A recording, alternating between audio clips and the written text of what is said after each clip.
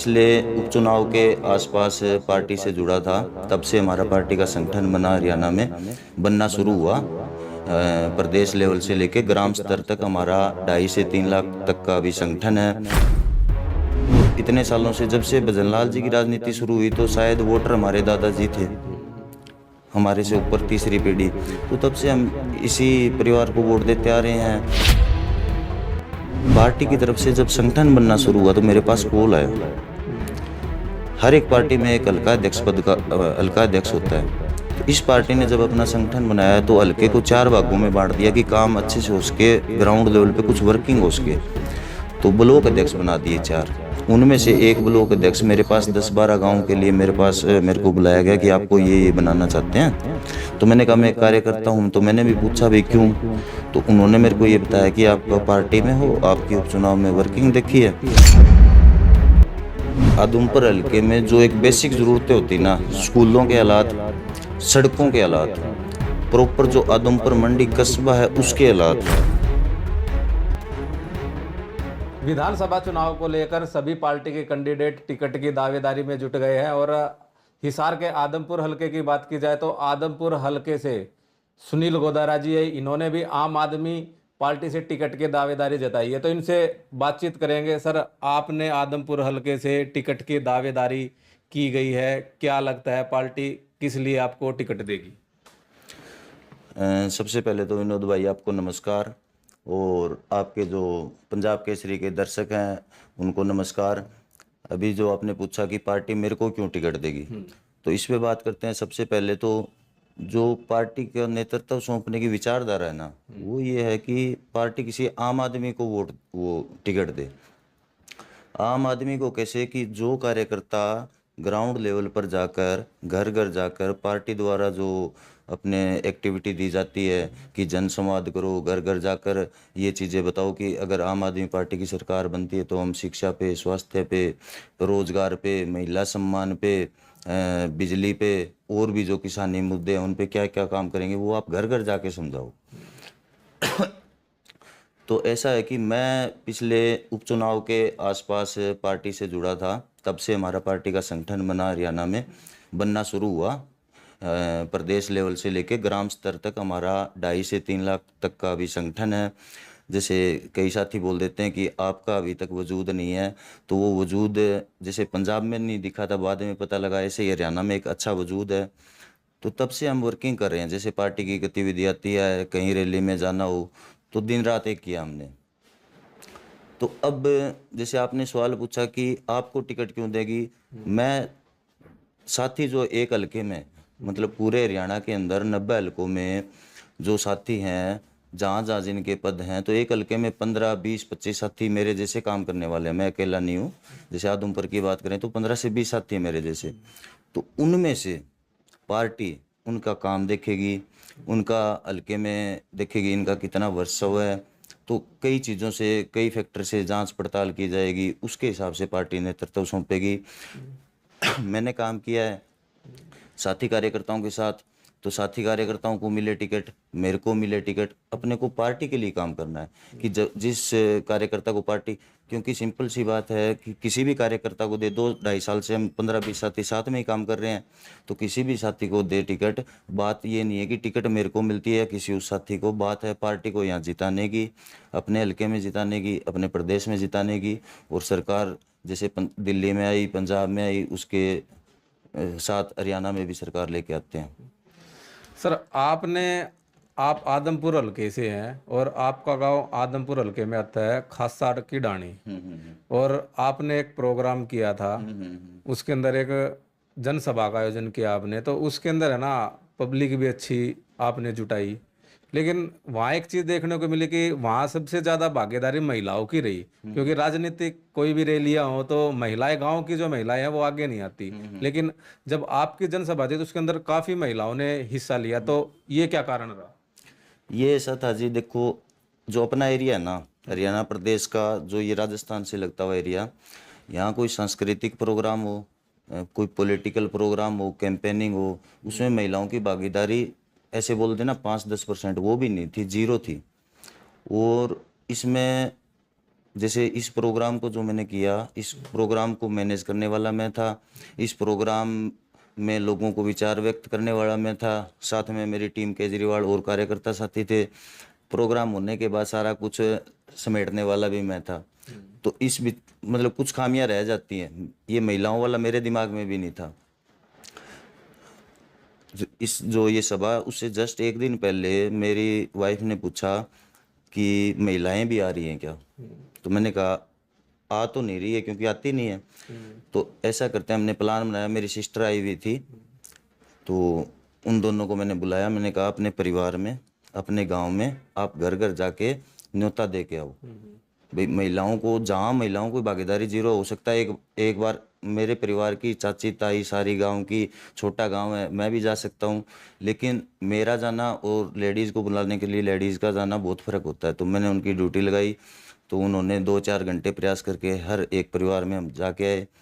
तो उसके बेस पे क्या हुआ कि वहाँ जो फोटो है आपने देखी होगी, मैंने तो वैसे फोटो देखी भी, कितनी महिलाएं आई, महिलाएं छोटी लड़कियां, कुल मिला के 47-48 वहाँ उनकी भागीदारी हुई। यानी कुल मिला के अब गांव की महिलाएं भी है राजनीतिक के अंदर जो है अपनी भागीदारी करने लगी है। हाँ देखो, जो ये 21वीं शताब्दी शुरू हुई ना, तो महिलाओं पे बात शुरू हुई, समानता पे बात शुरू हुई, जो इनके बीच का, महिला और पुरुष के बीच का अंतर है उसको कम करने की बात हुई, कंधे से कंधा मिलाकर चलने की बात हुई। तो अपने स्तर पे क्या है, जैसे कैंपेनिंग होगी, कोई प्रोग्राम हो गया, तो उनका भी मन करता है, जब पुरुष घर जाता है तो वो पूछती भी आज क्या रहा। तो हो सकता है उतना ना बता पाए, ये बोल दे ऐसे ऐसे हुआ। और अगर वो खुद देखें, क्योंकि प्रकृति ने पुरुष और महिला को एक ही दिमाग दिया है, कई बार ये माइंड सेट होता है कि चलो थोड़ा सा बता देते हैं, उनको सब पता होता है, सब नॉलेज होती है, सब समझ में आता है। तो क्यों ना वो, जब इतनी बड़ी सभा हो रही है, प्रोग्राम हो रहा है, तो क्यों किया जा रहा है, क्यों किया जा रहा है, आपके बच्चों की शिक्षा, आपके स्वास्थ्य पे, महिलाओं के सम्मान पे, और जो भी किसानी मुद्दे हैं, सारी चीज़ें उनको भी समझ में आती है। तो जो उनकी भागीदारी हुई, मेरे को बहुत खुशी हुई। उसमें मैंने प्रयास शुरू किया, इसको लेके मेरे को और ज़्यादा खुशी हुई। तो आप आदमपुर हलके से हैं और आदमपुर हलके के अंदर एक ही परिवार ने कई सालों से राज कर रहा है। तो आप अब जो पिछला लोकसभा चुनाव, वो विधानसभा चुनाव हुआ था, उसमें भव्य बिश्नोई भी विधायक बने, तो किस प्रकार से विकास कार्य आदमपुर हलके को देखते हैं? अच्छा जी, आदमपुर हल्के का अभी मेरे को, हल्के के वासियों से अगर मान लो हल्के के वासियों तक आवाज़ जाएगी, तो शायद उनकी आवाज़ और मेरी आवाज़ में आवाज़ मिलेगी। अगर कोरिलेट हो जाता है ना, अगर मैं सच बोल रहा हूँ और वो हल्के की आवाज़ है, तो लोग शायद उस बात को पसंद भी करेंगे। ऐसा हुआ कि अभी ये आप, हम बैठे हैं, मेरे ऑफिस में बैठे हैं, मैं पैसे से सीए हूँ, किसानी परिवार से हूँ, गांव में शिक्षा 10वीं तक की लेके यहाँ हिसार आया। हिसार मैंने +1-2 की, बीकॉम की, सीए की, यहाँ बिजनेस किया अपना। तो जब गांव में हालात देखे ना, देखते भी आ रहे थे, और हर आदम प्रवासी भी बोलता है कि स्वर्गीय चौधरी भजनलाल जी के बाद है ना, काम रुक गया। अभी उनका इतनी बड़ी विरासत हो चुकी थी कि एक बार चलो जाने के बाद काम रुक जाए ना, तो काम रुक जाए तो उसके नाम पे चलो चलते हैं अभी चौधरी साहब के नाम पे, तो उसको ठीक है, अच्छी बात है, रिस्पेक्ट देते हैं। तो लेकिन उसको अगर कुलदीप जी जैसे आए, उनको अगर काम करते तो उनको आगे चलो कंटिन्यू करते, हम भी खुश थे। हम इन्हीं को इतने सालों से, जब से भजनलाल जी की राजनीति शुरू हुई, तो शायद वोटर हमारे दादाजी थे, हमारे से ऊपर तीसरी पीढ़ी, तो तब से हम इसी परिवार को वोट देते आ रहे हैं, सब कुछ कर रहे हैं। लेकिन जब ये विकास कार्य रुका, एक बार ये लगा चलो चौधरी साहब के नाम पे, फिर जब आदमपुर हल्के में शायद प्रतिनिधि जी को लगा होगा भाई जब इसके नाम पे हो रहा है तो चलो ठीक है ठीक है, लेकिन जीरो हो गया। कई बार ये होता है कि बंदा ये बोलता है कुछ काम हो रहे हैं ना, तो भाई उसी पे संतोष कर लेता है, चलो यार इन इन चीज़ों पे काम हुए हैं। तो अभी पिछले लगभग 10 सालों में क्या हुआ कि ठप हो गया, ठप हो गया काम। पीछे उपचुनाव हुआ, उपचुनाव देखो, किसी ने भी इस बात पे चर्चा नहीं की कि उपचुनाव क्यों हुआ। उपचुनाव ये हुआ, विकास कार्य के लिए उपचुनाव नहीं हुआ। जी। उपचुनाव हुआ सिर्फ एक जो प्रतिनिधि था उसको एक पार्टी में मज़ा नहीं आया, या उसको दूसरे में भविष्य दिखने लग गया, या लोग तो बोलते हैं कि ये डर था वो डर था, वो उसमें क्या सच्चाई है हमें नहीं पता भाई। उसने अपना भविष्य चेंज करने के लिए 6 महीने, अभी 6 महीने नहीं सॉरी, अभी ये चुनाव आ गए, 2 साल इंतजार नहीं कर पाए, अपना भविष्य उसमें दिखा, तो उसके लिए जनता पे उपचुनाव ला दिया। आप समझ सकते हो कि उपचुनाव आया है तो उसके खर्चे होते हैं, उसके खर्चे सरकार करती है। सरकार कहाँ से करती है? हम ही लोगों से दिए जाने वाले टैक्स से करती है। तो वो भी, मैं तो उस उपचुनाव को भी गलत मानता था। उसके बाद उपचुनाव में प्रतिनिधि जी ने ये कहा, क्यों आए? कहते इसलिए आए कि सरकार में आता है विकास करेंगे। सरकार में आता है विकास करेंगे वाली बात पे 1-2 दिन में लोगों की आंखें खुली हुई, इसका मतलब पहले विकास नहीं हो रहा। देखो आप विपक्ष में हो, अच्छी बात है, लेकिन विकास ऐसा, चलो सरकार में जितने उतने काम नहीं हो पा रहे, कुछ तो होंगे। तो बाद में इन्होंने कहा, लोगों से सवाल उठने लगे मतलब विकास नहीं हुआ, तो इन्होंने अगली स्टेटमेंट 2-3 दिन में डाली कि नहीं, पहले विकास की रफ्तार धीमी थी, अब तेज हो जाएगी। मतलब भाई एक थोड़ा उस पे फैक्ट लोगों ने पकड़ लिया ना, तो अगले पे बात शुरू कर दी। चलो कोई बात नहीं। मैंने उस टाइम आम आदमी पार्टी के लिए प्रयास शुरू कर दिया था। मैंने मेरा डाणी खासा गांव खासा महाजन के साथ पंचायत है जी, तो उसमें क्या, मेरा बूथ टाइप ही लगा लो गांव। तो उसमें उस उपचुनाव में 328 वोट पोल हुए थे, 350 पौने 400 होंगे, तो आप लगा लो कितना सा गांव है। तो उसमें मैंने प्रयास शुरू किया। उसमें इन परिवार के कब आज तक का रिकॉर्ड है, एक बार तो 100% पोलिंग हो गई थी। तो कहने का मतलब हर बार 2-4 वोट कटते थे, हमारा गांव सारा इनकी तरफ समर्पित था। मैंने देखा गांव में हमारे एक सरकारी स्कूल है, मैंने मेरे बचपन में देखा था 5वीं तक का था, आज 5वीं तक का ही है। उसके बाद क्या है, गांव में पब्लिक जो काम होते हैं, कोई भी मतलब सड़क का है, कोई वाटर वर्क्स तो है ही नहीं, मतलब सरकारी बिल्डिंग के नाम पे सरकारी स्कूल है। अब आप देख लो कि गांव में क्या क्या सुविधाएं पब्लिकली होनी चाहिए। अच्छा, हमारे गांव में आज मैं 36 साल का हो गया, कोई बस की सुविधा नहीं है। बस की सुविधा नहीं है, ये देखो आज ये जमाना, मतलब ये है क्या कि गाँव में बसें नहीं जाती। एक बार शुरू हुई थी, 4-5 दिन चक्कर काट के बंद हो गई थी। कहने का मतलब कई बार ये होता है ना, किसी को हम इतना दे देते हैं, इतना दे देते हैं, जैसे कई बार नहीं होता कि बंदा परिवार को मान तो लेता है लेकिन उसको भूल जाता है, उसकी तरफ ध्यान, भाई ये तो अपना ही है, चाहिए ये सोच के भूल गए वो। हमारे गांव में तो कई बार कैंपेनिंग में भी नहीं आते थे। तो मैंने अपने परिवार से मिला और गांव से मिला, मैंने बड़े बुजुर्गों से बात की। मैंने कहा मैं अपने हलके में जो प्रतिनिधित्व हो रहा है उसमें काम नहीं हो रहे, मैं आगे आना चाहता हूँ। और आम आदमी पार्टी की, केजरीवाल जी की नीतियाँ उन देखा, बाद में दिल्ली में उनके काम देखे, तो मैंने कहा मैं आम आदमी पार्टी से जुड़ना चाहता हूँ। मैं अपना काम करने वाला बंदा हूँ, फुल टाइम पॉलिटिशियन नहीं हूँ मैं। पार्ट टाइम में जितना मेरे से समाज के लिए हो पाएगा मैं अपनी शुरुआत करता हूँ। सब ने मेरा सहयोग किया, बोला अगर गांव से कोई बच्चा ऐसा सोच के साथ निकलता है तो हम आपके साथ हैं। तो उपचुनाव में मैंने उनसे रिक्वेस्ट की कि आप वोट दो। परिवार के कुछ सदस्य साथ थे, कुछ ने वही जो आम पब्लिक का था कि अब की बार देते हैं, सरकार में आता है, इतने सालों से हम सरकार में नहीं है। तो मैंने दबाव नहीं बनाया किसी को। मैंने कहा चलो आपको लगता है आप ऐसे करो, जो मेरे हिसाब से मेरे से मैनेज हुआ। तो मैंने जहाँ 2-3 वोट आते थे वहाँ आम आदमी पार्टी अपना वजूद शुरू किया था, संगठन बनाना शुरू किया था, वहाँ 52 वोट इनको दिलवाए, आम आदमी पार्टी को दिलवाए। 52 वोट वैसे गिनने में कुछ भी नहीं है, लेकिन जो स्टोरी मैंने आपको बताई छोटे गांव की, जो कहानी बताई, उसमें से 52 वोट लेना भी मैं मानता हूँ थोड़ी कुछ ना कुछ तो दम वाली बात है। फिर मैंने पार्टी, आम आदमी पार्टी में किसी बड़े नेता हाईकमान के पास नहीं गया, जैसे लोग कहते भी हमें आप सदस्यता दिलवा दो। मेरे पास फ़ोन आया। हाँ, मैं नॉर्मल, मैंने पार्टी की सदस्यता एज ए कार्यकर्ता ली थी भाई, ऐसे नहीं कोई मैं बड़ा नेता भाई, छोटा मोटा ऐसे नेता हूँ मेरे को बड़ा नेता आगे ये करें। गुप्ता जी यहाँ सार आए थे, नॉर्मल पब्लिक का पार्टी सदस्यता का था, वहाँ मैं पब्लिक की तरह जाके अपने उनके साथ मेरी एक फ़ोटो भी है तो ले आया था। तो पार्टी की तरफ से जब संगठन बनना शुरू हुआ तो मेरे पास कॉल आया। हर एक पार्टी में एक हल्का अध्यक्ष पद का हल्का अध्यक्ष होता है। तो इस पार्टी ने जब अपना संगठन बनाया तो हल्के को 4 भागों में बांट दिया कि काम अच्छे से हो सके, ग्राउंड लेवल पे कुछ वर्किंग हो सके। तो ब्लॉक अध्यक्ष बना दिए 4। उनमें से एक ब्लॉक अध्यक्ष मेरे पास 10-12 गाँव के लिए मेरे को बुलाया गया कि आपको ये बनाना चाहते हैं। तो मैंने कहा मैं एक कार्यकर्ता हूँ। तो मैंने भी पूछा भाई क्यों? तो उन्होंने मेरे को ये बताया कि आपका पार्टी में हो, आपकी उपचुनाव में वर्किंग देखी है, ये उदाहरण इसलिए दे रहा हूँ कि पार्टी में अब तक जो मैंने अपना स्तर बनाया है ना, वो मेरी मेहनत से बनाया है। आदमपुर रैली में मेरे को पार्टी की तरफ से स्टेज पे इनवाइट किया गया था, तो वो मैंने किसी से बात नहीं हुई भाई, मेरी वर्किंग के आधार पर। इस पार्टी की अच्छी बात ये है कि आज आप काम कर रहे हो, शाम को उसकी रिपोर्ट जाती है किसी भी कार्यकर्ता की।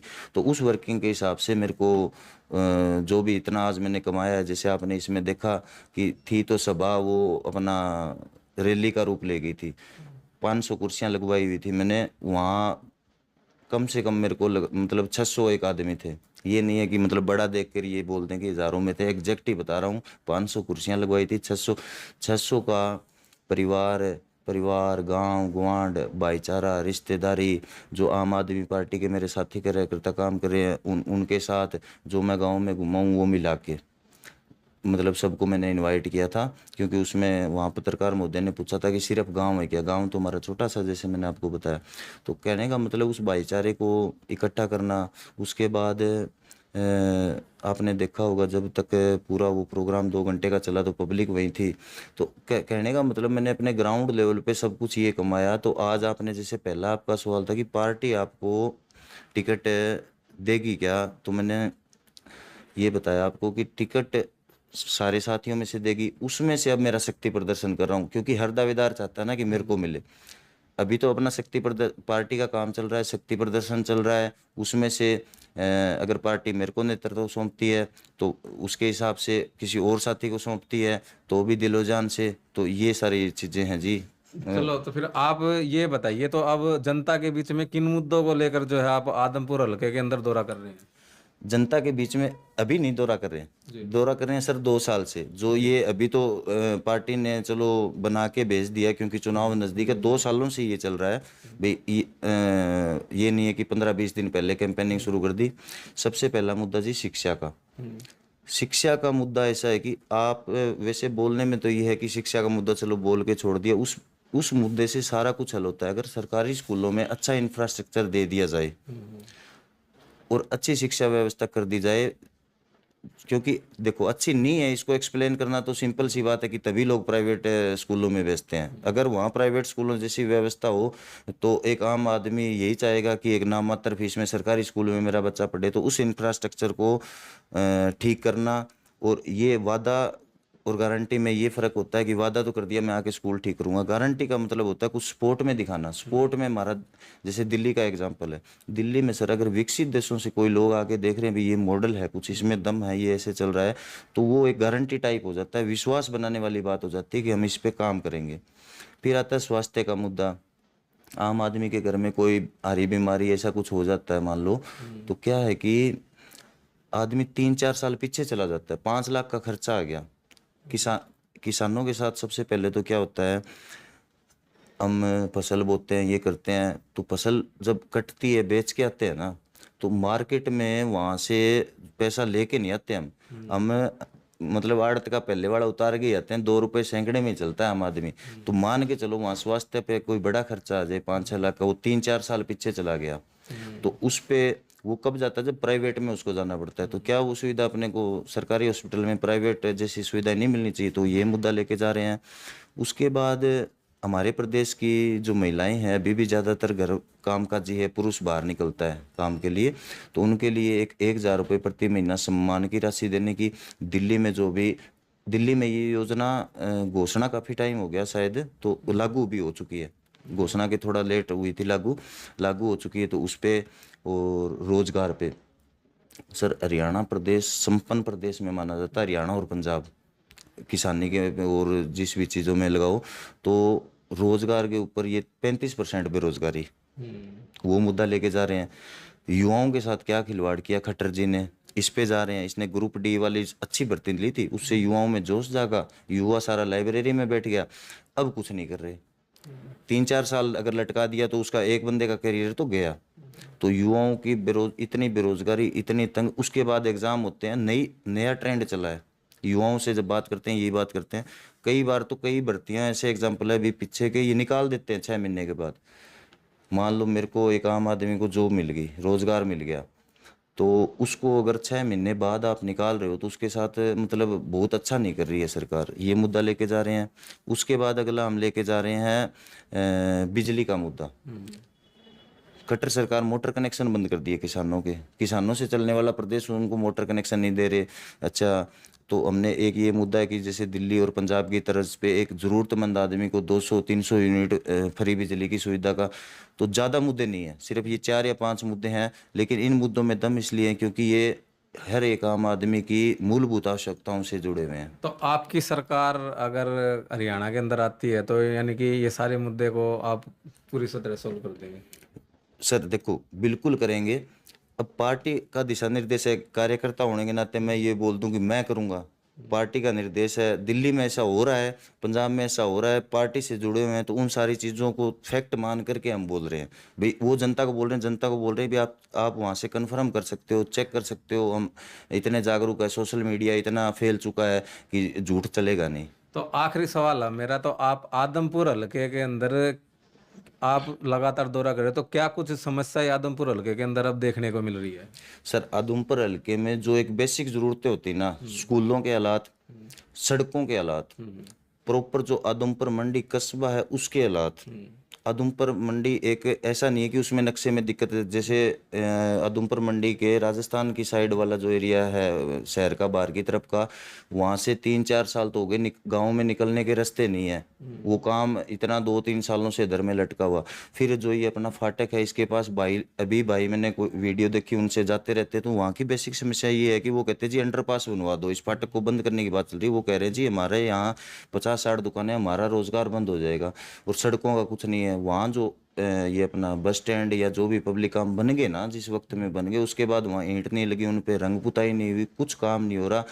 मतलब आप आदमपुर में निकलोगे ना बाहर से आके, तो और आपको बता देगा कि ये पूर्व सीएम स्वर्गीय चौधरी भजनलाल जी का कस्बा या शहर है, तो कोई विश्वास नहीं करेगा। इतने बुरे हालात है जी। तो उन पे एक थोड़ा सा और उन पे काम करना। दूसरा एक मेरा आपके बिना सवाल के 1 मिनट पर्सनल लूँगा कि जैसे आपने नेतृत्व की बात की भी, आप क्या कर दोगे सर, तो मैं अपने युवा साथी हल्का वासियों से ये कहना चाहता हूँ कि मेरा पर्सनल विचार ये है कि मैं अगर आता हूँ तो एक तो मैं विधानसभा में जाके 5 साल के लिए नहीं बैठ जाऊँगा। आप हल्के के लोगों के बीच में रहो। जैसे मैं आज घर काम करके घर लौटूंगा, विधानसभा में जाऊं, सत्र अटेंड करूं, समस्याएं रखूं, जो भी करूं, फिर वापस आ जाऊं, अपने लोगों के बीच में बताऊं ये रख के आया हूं, इस पे तब काम होने के लिए बोला, इस पे तब होने के लिए बोला, अगली बताओ। क्या आप बताओ सर, 5 साल में समस्याएं एक जैसी रहती है क्या? हैं आप अगर विधानसभा का सत्र क्या 12 मासी चलता है क्या?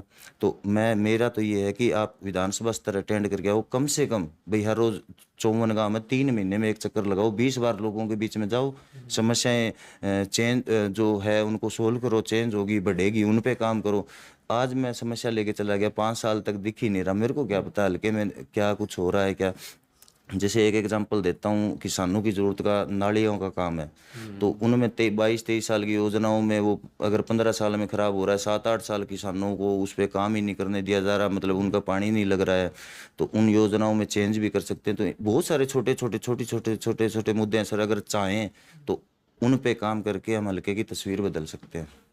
तो ये थे हमारे साथ सुनील गोदारा जी। इन्होंने आदमपुर हलके से आम आदमी पार्टी के लिए टिकट की दावेदारी की है, और इनका साफ तौर से ये कहना है कि अगर हरियाणा के अंदर आम आदमी पार्टी की सरकार आती है और आदमपुर हलके से अगर आदमपुर की पब्लिक इनको अगर चुनती है, तो ये चाहे वह स्वास्थ्य हो, रोजगार हो, सड़कें हो, बिजली हो आदि, ये जो भी जन सुविधाएं है इनको जो है पूरा करने का काम करेंगे। पंजाब केसरी टीवी के लिए हिसार से विनोद सैनी।